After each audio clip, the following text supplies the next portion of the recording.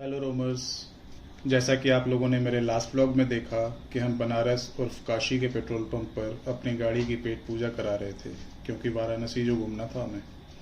जैसा कि आप लोगों को पता है, हम लगभग 12:15 बजे पेट्रोल पंप पहुंचे थे और वहां से अपनी गाड़ी की भूख शांत कर हम निकल पड़े बनारस टाउन की तरफ। बनारस टाउन में एंट्री करते ही हमारी खोज शुरू हुई होटल के लिए। काफ़ी जगह होटल एंड धर्मशाला ढूंढने के बाद हमें एक होटल पसंद आया जिसका रेंट 1700 रुपये था और जो कि काल भैरव मंदिर के बिल्कुल पास ही था।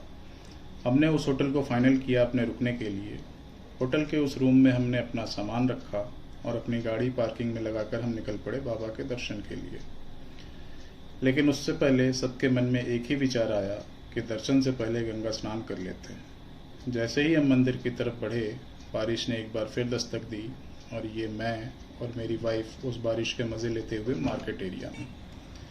ये है बनारस काशी विश्वनाथ मंदिर का मार्केट और बारिश के मज़े लेते हुए हम सब पहुंच गए महादेव के मंदिर के गेट नंबर 4 पर। गंगा स्नान के लिए हमने मणिकर्णिका द्वार से एंट्री ली, जो कि हमें सीधा मणिकर्णिका घाट से होते हुए सिंधिया घाट तक ले जाएगा। यहाँ पर मैं आपको बता दूं, काशी विश्वनाथ मंदिर को श्री विश्वेश्वर टेम्पल भी कहा जाता है, जो कि हमारे 12 ज्योतिर्लिंगों में से एक है और इस मंदिर का वजूद 18वीं शताब्दी का बताया जाता है। इस मंदिर के खंबे और टॉप सोने से मढ़े गए हैं। कहा जाता है कि महादेव की नगरी काशी कभी सोती नहीं है। और अब हम जा रहे हैं सिंधिया घाट की तरफ, जहां हमने गंगा मैया का आशीर्वाद लेना था। ये उस घाट के रास्ते में हम गलियों में घूमते हुए, बारिश ने हमारा पूरा साथ दिया। संभल कर धीरे धीरे कदम बढ़ाते हुए हम अपनी मंजिल की तरफ बढ़ते जा रहे थे। हर तरफ बारिश का पानी बह रहा था। इन गलियों से गुजरते हुए हमने पहुंचना था सिंधिया घाट के पास। आगे आप देखेंगे इन गलियों में भी सिक्योरिटी के लिए पुलिस तैनात है। इन गलियों में खाने पीने की तमाम चीज़ों के साथ साथ पूजा सामग्री की दुकानें भी बहुत सारी हैं। बनारसी साड़ी की दुकानें, चाय की दुकानें और छोटे छोटे कई सारे मंदिर। दीवारों पर हैंडमेड पेंटिंग्स और भी बहुत कुछ, जो कि कैमरे में कैद करना मुश्किल ही नहीं, नामुमकिन है। तब तक आप भी मेरे साथ इन गलियों में होने वाली गतिविधियों को देखिए कि कैसे हर कोई अपने काम के साथ साथ बारिश के भी मजे ले रहा है।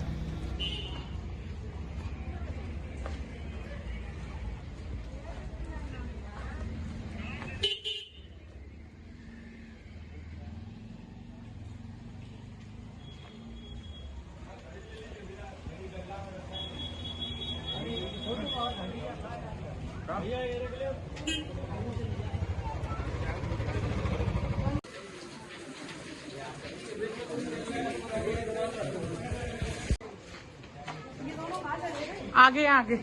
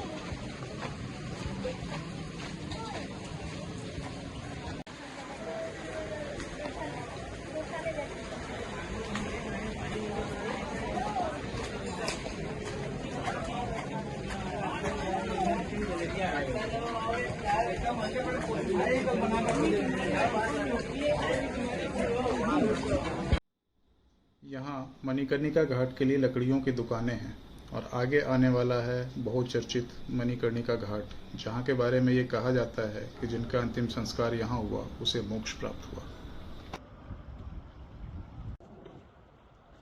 ये रहा वो प्रसिद्ध मणिकर्णिका घाट।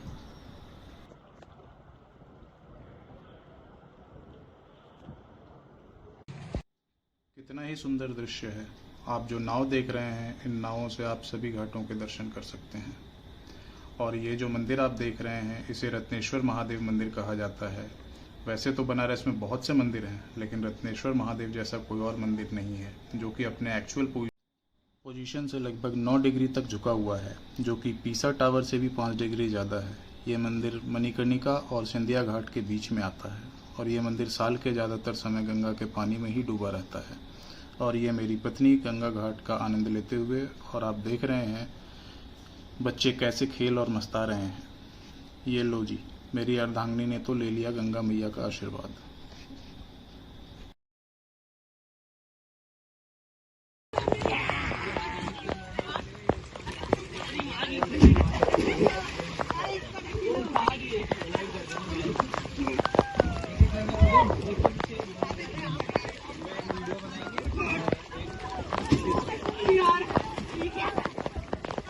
जैसा कि आपने देखा कि हम भी गंगा में उतर चुके हैं और ये मैं और मेरे फ्रेंड्स अपने पाप धोने की तैयारी में मस्ती करते हुए हम सब ने गंगा में डुबकी लगाई और निकल पड़े वापस काशी विश्वनाथ मंदिर के दर्शन करने।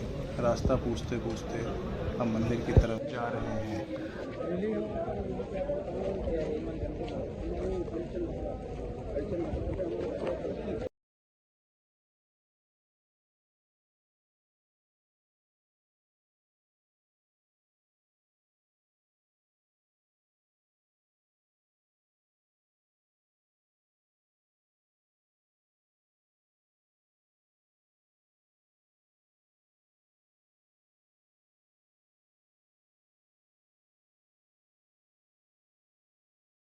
इस तरह गंगा के अलग अलग घाटों का आनंद लेते हुए हम पहुंच गए काशी विश्वनाथ मंदिर कॉरिडोर में।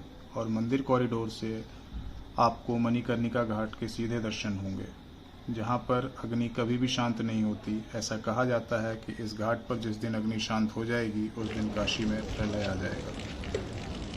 गंगा मैया के कितने ही पावन दर्शन हो रहे हैं।